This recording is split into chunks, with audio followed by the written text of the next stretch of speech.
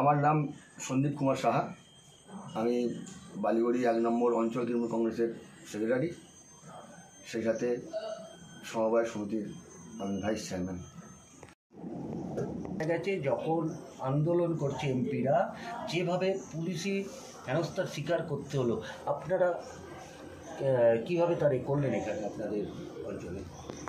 আমরা এর তীব্র প্রতিবাদ করেছি এবং সেটা নিয়ে পাড়ায় বা আমার এরিয়াতে আমরা একটা প্রতিবাদ দেখিয়েছি এখানে, এবং মানুষের মধ্যে সেটা আমরা প্রচার করার চেষ্টা করছি যে যে জিনিসটা করছে সেন্ট্রাল গভর্নমেন্ট গায়ে জোরে এবং টোটালি স্টেট গভর্নমেন্টকে অ্যাভয়েড করে এই কাজটা করছে, এটা আমরা তীব্র ধিক্কার জানাচ্ছি এবং এটা সেভাবেই আমরা পাড়ায় গ্রামেতে আমরা কিন্তু প্রচার চালিয়ে যাচ্ছি।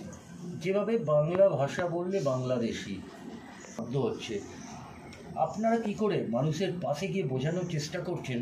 কিংবা আমরা মানুষের পাশে যাচ্ছি, বলছি, কারণ সেন্ট্রাল গভর্নমেন্ট একটা একনায়কতন্ত্র কায়েম করতে চলেছে। তারা চাইছে যে বাংলা ভাষা, বাংলা বলতে মানুষ অন্য রাজ্যে ভয় পাচ্ছে, সে বাংলা বলা জানলেও সে কিন্তু হিন্দিতে কথা বলছে বাধ্য হয়ে ভয়েতে। সেই জায়গাতে আমরা মানুষকে বোঝাচ্ছি যে বাংলার বিরুদ্ধে যে একটা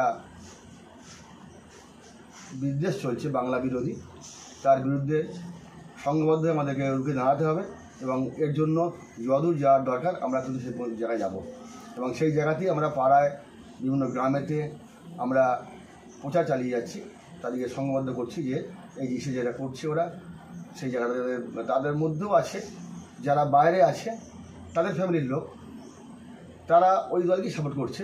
সেই জায়গায় যাদেরকে আমরা বলছি যে তোমার সন্তানরাও বাইরে আছে, আজকে তুমি তাদের সঙ্গে তাল মেলাচ্ছ, তাদের মত বিরোধ দেখো, তাদের মতবাদ দেখো তারা কী করছে, তোমার ছেলেকেও দুদিন পরে হয়তো কিন্তু তাড়াবে।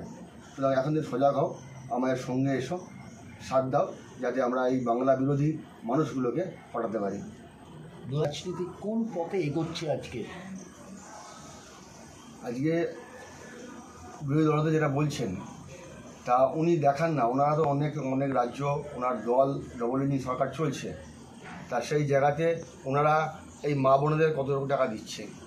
আজকে মানুষের হাতে 100 দিনের কাজ ছিল, কাজ চলে গেছে, তা সেই জায়গাতে মানুষের ক্রয় ক্ষমতা কমে গেছে। ক্রয় ক্ষমতা কমে যাওয়ার ফলে শিল্পের যে জোয়ারটা সেটা ঘাটতি আসছে। মানুষের হাতে টাকা থাকলে মানুষ ক্রয় করবে, কিনবে, বিভিন্ন জিনিস, শখের জিনিস যে কিনবে, তাতে আরও অনুসারী কিছু শিল্প তৈরি হতে পারে। সেই উদ্দেশ্যকে লক্ষ্য রেখে গ্রামের আর্থিক যে পরিকাঠামো তাকে উন্নত করার জন্যই দিদিমণির এই লক্ষ্মী ভাণ্ডার প্রকল্প।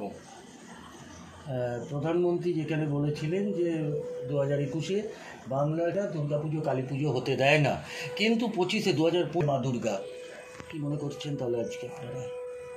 ওনারা বাংলা যেটা আজকে ভাবে ওনারা সেটা একদিন পরে ভাবেন। তা বাংলা যে জায়গায় পথ দেখাচ্ছে, যে পথ দেখাচ্ছে সেই পথই ওনাদের হাঁটতে হবে। অতীতও হয়েছে, ভবিষ্যতেও হবে। বাংলার কথা ওনাদেরকে মেনে নিতে হবে এবং তাই বাধ্য হয়ে আজকে ওনারা জয় শ্রীরামের বদলে এখন ওরা জয় দুর্গা, জয় মা কালী বলতে শুরু করেছেন। দুদিন পরে ওনারা জয় বাংলাও বলবেন। অভিষেক বন্দ্যোপাধ্যায় 21শে জুলাই এর বিরুদ্ধে আমরা জোরালো প্রতিবাদ এবং এর প্রতিহত করব। আমরা জয় বাংলা স্লোগান যেটা চলছে, যেটা আছে আমাদের, সেটা থাকবে। হয়তো সাময়িক কোনো জায়গায় ওরা হয়তো কিছু একটা বিক্ষিপ্ত ঘটনা করার চেষ্টা করছে, কিন্তু সেটা আমরা সংগঠিতভাবে জোরালো প্রতিবাদ করব এবং এটাকে আমরা রুখে দাঁড়াবো। এই জয় বাংলা বলার প্রতিবাদে যদি কেউ আমাদের বিরুদ্ধে কোনো কিছু করে বা আঘাত আনে, তার পাল্টা আঘাত ওরা পাবে। সাধারণ মানুষ সে জবাব দিয়ে দেবে। হলো শিয়ালদা স্টেশন থেকে, সেখানেও দমদমে জয় বাংলা স্লোগানে, অর্থাৎ আপনার শিয়ালদা স্টেশন কী বলবেন? হ্যাঁ, ওনারা তো এখন যেহেতু পাওয়ারে আছেন, ক্ষমতায় আছেন, ওনাদের যেটা মনে হচ্ছে ওনারা সেটাই করছে। একেবারে এক পুরনো যে আমাদের মনীষীরা আছে বা মনীষীরা আছেন বা যারা যেসব সৃষ্টি করে গেছেন, সেই সৃষ্টিগুলোকে ওনারা ধ্বংস করার চেষ্টা করছেন, করে ওনারা ওনাদের মতন করে একটা আলাদা হিন্দু রাষ্ট্র গঠনের চিন্তাভাবনা করছেন, যেটা নয়। আমরা সকল ধর্মের ধর্মনিরপেক্ষ একটা রাষ্ট্র, সেই পথেই আমরা চলতে চাই এবং আমরা চলব, কিন্তু ওনারা চাইছেন টোটাল সংবিধানটাকে একটা অন্য পথে পরিচালনা করার, সেই জন্যই ওনারা এটা করছেন। কতটা প্রয়োজনীয়? এসআইআর পশ্চিমবাংলায় এই মুহূর্তে কোনো প্রয়োজনীয়তা আছে বলে আমরা মনে করি না। কারণ এখানেতে এসআইআর নয়, যদি ভোটার লিস্টে কোনো মৃত ভোটারের নাম থাকে, কোনো যদি আপনার ভোটারের নাম হয়তো তিনি আগে এখানে বাস করতেন, নাম ছিল, এখন উনি হয়তো চেঞ্জ করে উনি অন্য জায়গায় এখানে বাড়ি আছে, উনি হয়তো কর্মসূত্রেই হোক বা কোনো কারণে উনি অন্য জায়গায় চলে গেছে, গিয়ে সেখানে তার নামটা তার উঠেছে, হয়তো এই নামটা বাদ গেছে, এইগুলোকে দেখে সংশোধন একটা করা যেতে পারে বা সংশোধন চলে। তাই বলে এসআইআর করে একটা মানে সাধারণ মানুষ খেটে খায় এসসি এসটি পরিবারের মানুষদের 2 বছরের 5 বছরের কোনো পেপার থাকে না।